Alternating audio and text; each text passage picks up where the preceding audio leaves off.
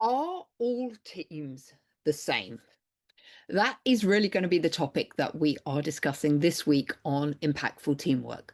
So, my name's Julia Felton, and I'm going to be your host and guide while we really unpack this whole notion of what is a team and the fact that not all teams are the same. And I'm going to draw on some information from the book that we were discussing last week, Teams That Work, The Seven Drivers of Team Effectiveness, because I think this is a really fascinating subject. On this podcast now, we've been talking for, I think this is episode 60 today, of all the ways to create high performing teams. But I think it's really important for us to go back and really think about what is a team and the differences that happen within teams. And let's just start with an example here of two different types of teams. And at one end of the spectrum, you've got something like a senior leadership team. And a senior leadership team obviously runs the business. They've got a very, very holistic view of what's going on within the business. They come together to establish the strategic direction of the company, allocate resources, assess progress, and generally kind of orchestrate what's happening within the business. So often those team members don't work together on a day-to-day basis, and they don't always have to rely on one another to perform their jobs on a daily basis. Because most members of senior leadership teams represent a different function within the business unit. And let's contrast with something like a manufacturing team that works together every single day in well-defined roles to ensure adequate production, quality, and safety levels for their shift. They pretty much work shoulder to shoulder to make sure everything happens. So I really wanted to unpack today what are the factors that drive team effectiveness within these two different teams, because there are some factors that are similar and some that are different within the teams. And these things show up in different ways. And there's 5 particular areas that we're going to delve into, which is reliance, membership stability, task consistency, proximity, and similarity. So there are 5 ways that the teams need to work together, but how they work together is very, very different. And if we look back to the drivers of team effectiveness that we briefly touched on at the end of episode 59, obviously every single team needs great communication. The drivers of that successful communication are quite different. So for a senior leadership team, they're going to be making collective decisions. And it's really, really important when they are sharing the message out to the team that everyone is really consistent and on the same page and understands exactly what the message is, because there is nothing more frustrating for team members when they get conflicting information from the senior leadership team, and that creates friction within the business. And in the worst scenarios, it kind of creates a them and us problems arising, and it can result in some polarization within the business. So that's the problem when we don't have a generally unified message going on.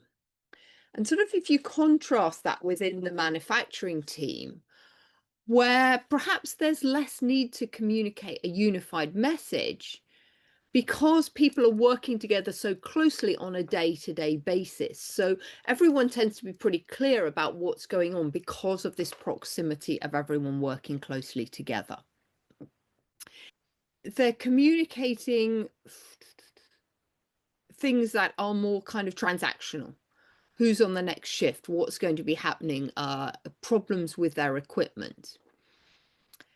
And then they have some limited, perhaps, external communication to other parties, other teams, other divisions within the organization. So communication is important for both of these teams. It's just in different ways. And this is because teams are not all the same. So when we're thinking about teams and the distinction between teams. And I mentioned these earlier on, this reliance, this membership stability, task consistency, proximity, and similarity. I really think that we need to think this as a sliding scale. And as I'm talking about these concepts, I would really encourage you to think about, where does your team sit on this sliding scale? Say, for example, at one end of reliance, most work is performed independently, versus at the other end of the scale, team members consistently rely on or need to coordinate with each other. So they become fully interdependent. So different ways that we can look at this. So I think it's probably true to say, if we look on this reliance continuum, which goes, as I said, from independent to interdependent, if there is no interdependencies, then we're probably not looking at a team. We're probably looking at a group of individuals. But the team can range from fairly independent to highly interdependent. So when interdependence is low, team members can perhaps help each other prepare and cheer for one another. But when they're actually doing their work, they're actually doing it independently. And other team members are often not able to help them because what they're doing is very specific. Individuals don't have that clarity, that visibility of what their colleagues are doing. So that's an example of a team with low interdependence. And then as you move along the scale, right, we move from some team members who have got to start coordinating with other team members to make things happen. So they've got to rely on one another at certain points to get things done. And then at the far right-hand side of the continuum are the teams that are highly interdependent. And these are probably teams that work together quite frequently, and they really rely on each other for team and personal success. And, we often talk here on the podcast about business is a team sport. And, genuinely, that is what I believe. I believe that actually for everyone within the business to be successful, all the different elements need to work together. They need to be interconnected and interdependent. But that's not to say that there aren't a few roles or activities that go on within the team that aren't more independent. So perhaps a good way to illustrate this is if we look at a sporting analogy. Because maybe sports that are low reliance would be things perhaps like wrestling or gymnastics or swimming, when pretty much it's the team member getting on and doing the activity themselves. Something with medium independence is things like cricket or a relay race, for example. Everyone runs their own section of the relay race, but there is some interdependence going on as they change batons in that relay race. And at the high end, we've got sports such as football, rugby, where everyone works together.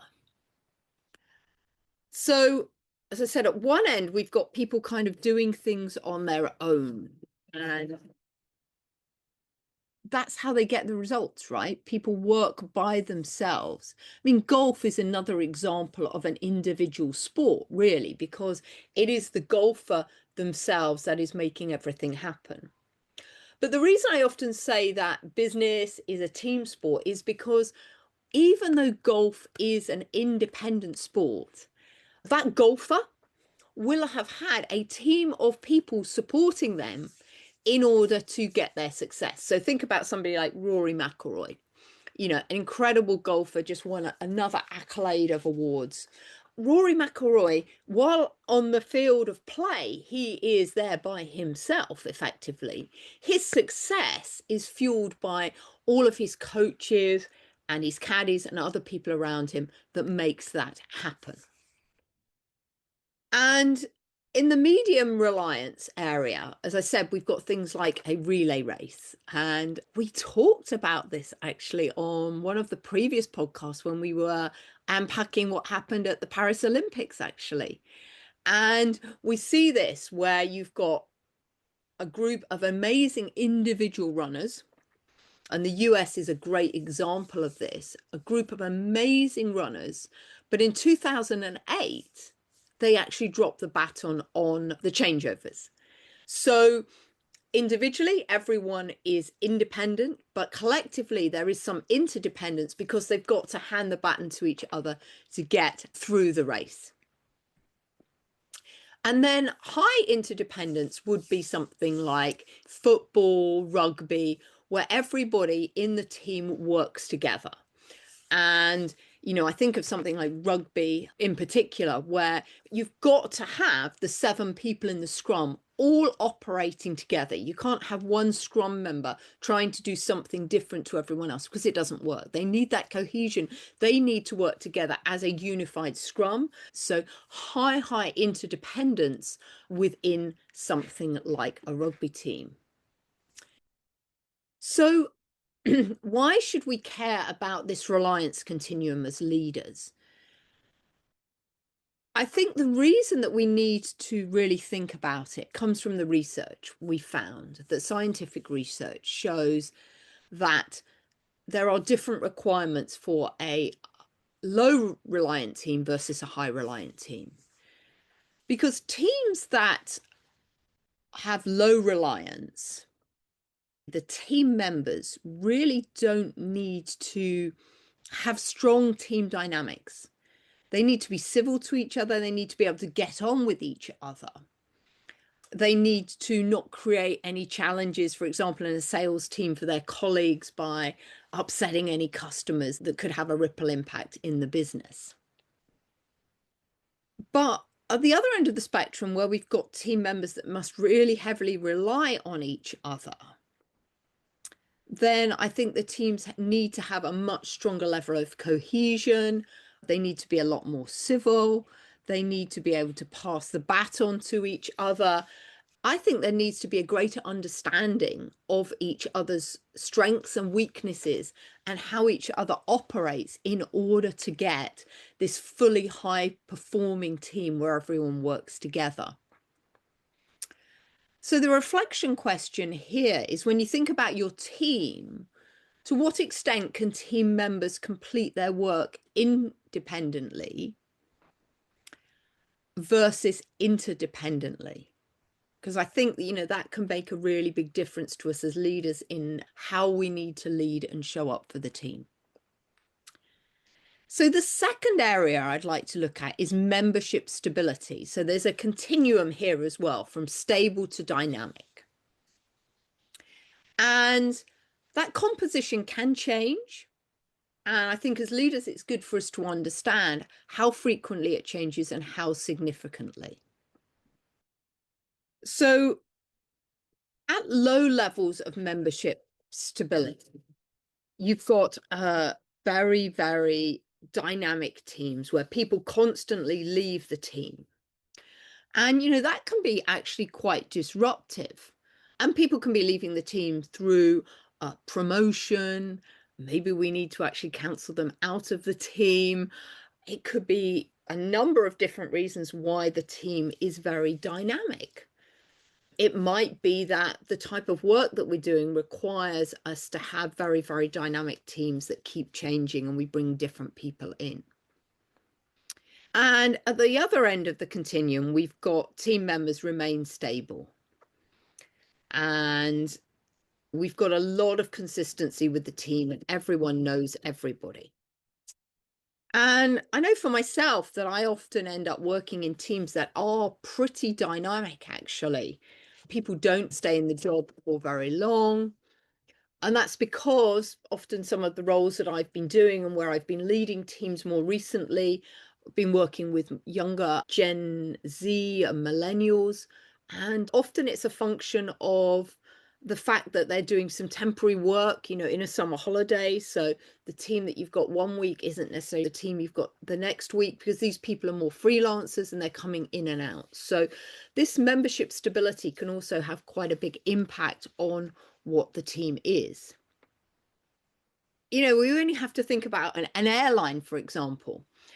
it keeps bringing together different people on the shift pattern, right? One particular flight, you'll be working with, the pilot might have a co-pilot A, and on a different flight, they have co-pilot B. The cabin crew keep changing. Within the team, or within the flight, should I say, the team is very stable, but between flights, the team is very dynamic because it keeps changing. So we sometimes refer to these as flash teams because they have a very, very short cycle of being together. And it's important that we care about membership stability because cognition is one of the 7 drivers of a highly effective team.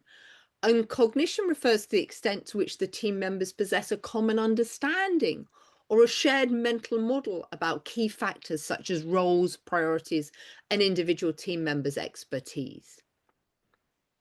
And so when team membership is dynamic, it's more difficult to build and sustain and share these mental models.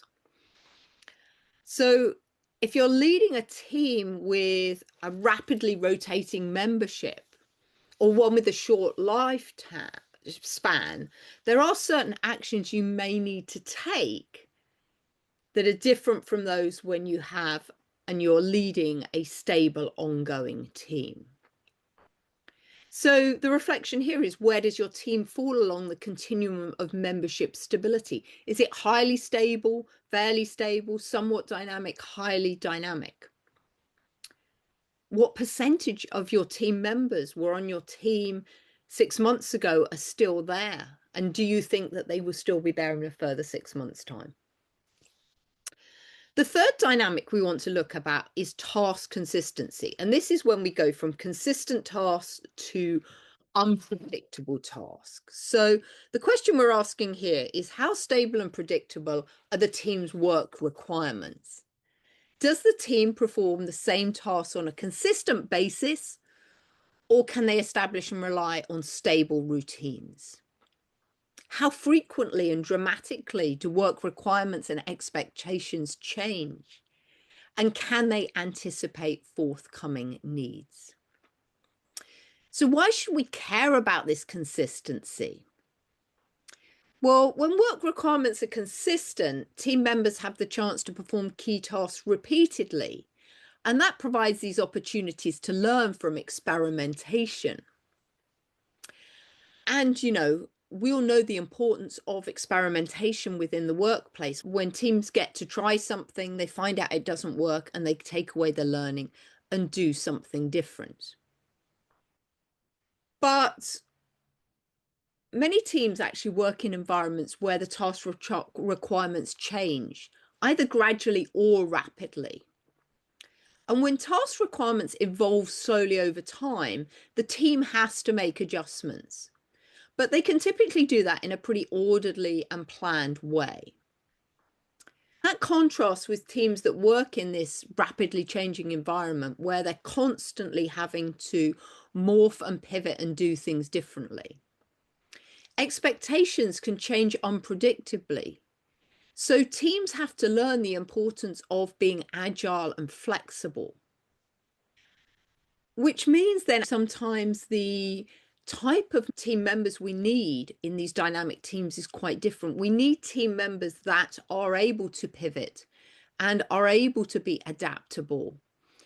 We know that not all team members are. Some team members really, really thrive on the stability that they have. So important that we understand about our team members and the type of environment that they want to work in. So the reflective thought here is, would you describe your work requirements as fairly consistent, evolutionary over time? Do they shift regularly? Are they highly predictable? Or does the team perform similar tasks over time? Or is it more dynamic? The fourth area that we just need to consider when we're thinking about different types of teams is what we call the proximity continuum. So this is moving from co-located to geographically dispersed. And obviously, this is something that many companies have experienced quite radically since the pandemic, where we went from a point of being generally co-located to being geographically dispersed as everyone had to work from home. And I think we've seen some really shifting dynamics with this, because I think when the team is co-located, then it does make communication easier.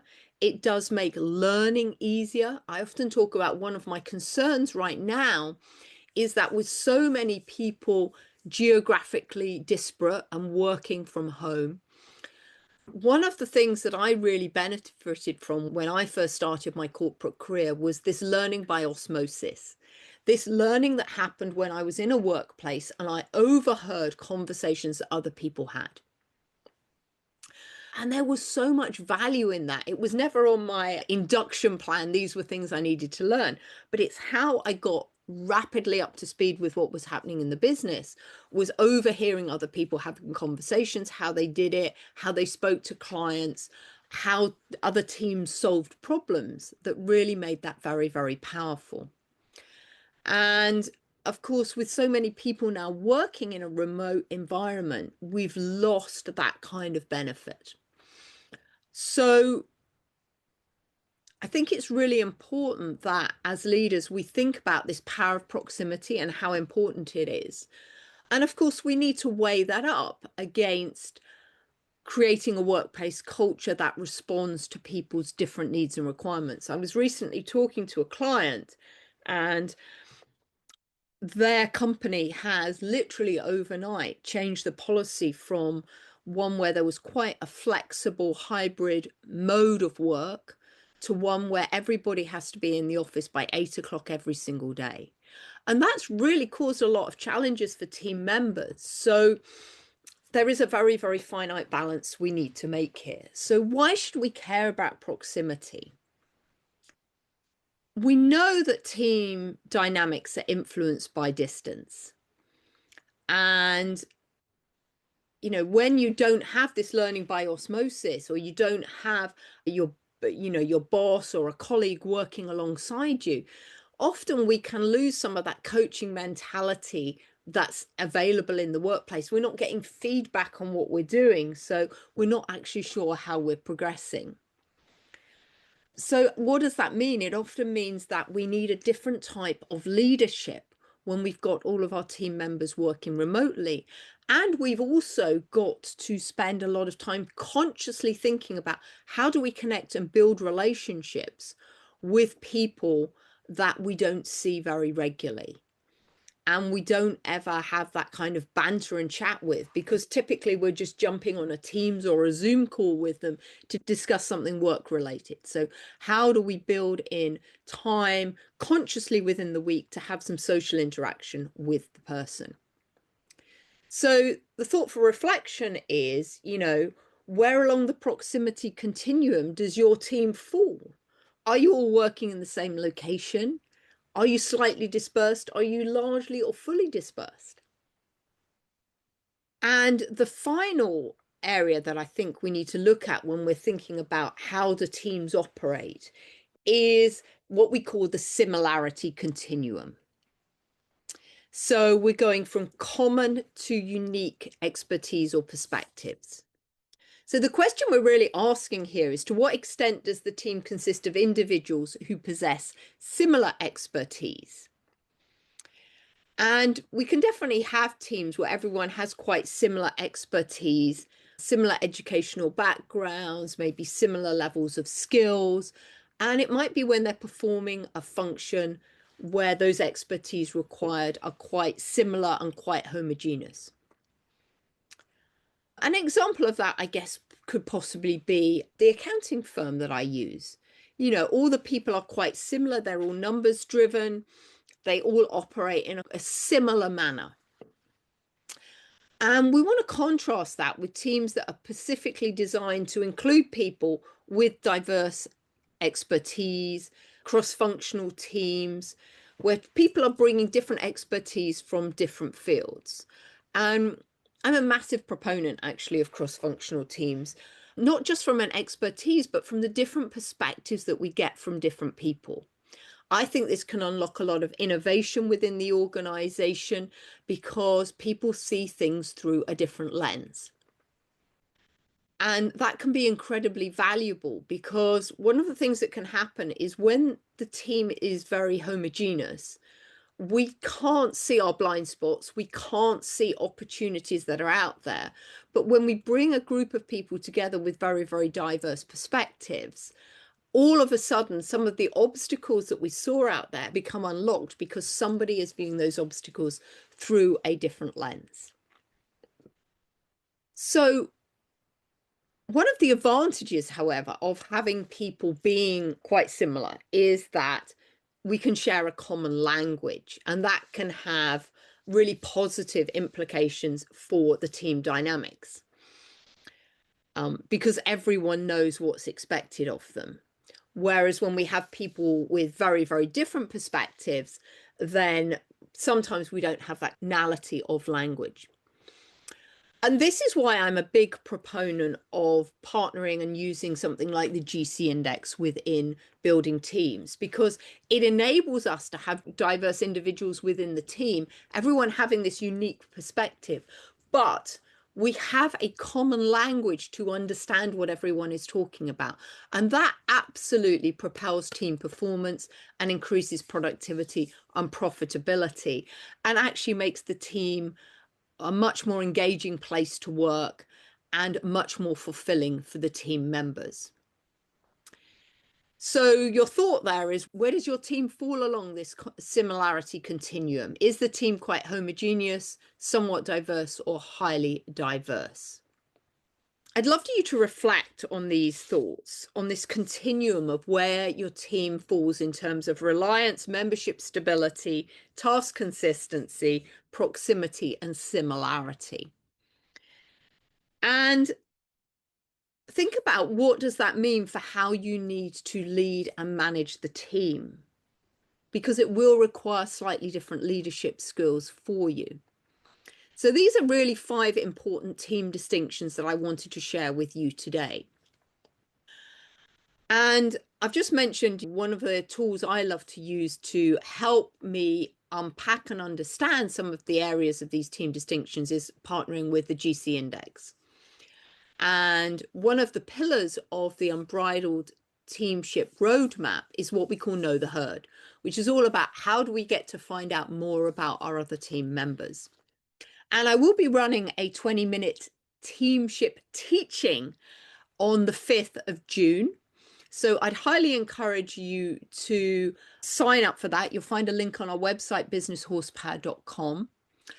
And if you're really not sure where to focus first in developing your team and creating a high performance, highly effective team, I'd highly encourage you to go and take our quiz on how to turbocharge your team. And you can take the quiz at businesshorsepower.com/quiz. And when you've taken that, then I'd be happy to have a Turbocharge Your Team audit conversation with you to help you get some ideas about the next most effective actions you can get to create your high performing team.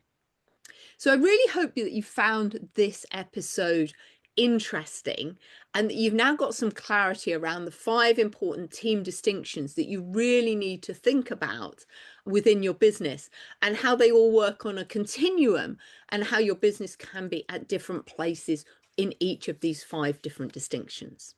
So until next week, have an amazing time, and I look forward to speaking to you soon. Bye-bye.